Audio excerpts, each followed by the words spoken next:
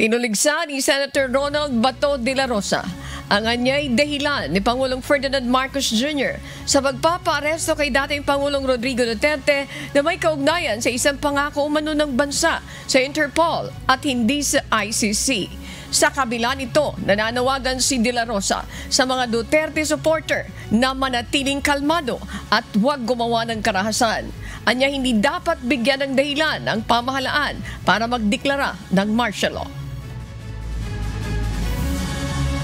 Ako po'y nakikiusap sa inyo na kahit kayo'y galit na, kahit kayo'y nanggigigilan ng gusto dyan, dahil sa injustisya na ginagawa nila, ako pa rin na nakikiusap sa inyo. I am appealing for your sobriety. Sana kalma lang tayo. Huwag tayo gumawa ng dahas. Dahil pagdating sa dahas, bibigyan natin sila ng rason na mag-declare ng martial law. Diba? Huwag niyong gawin yan.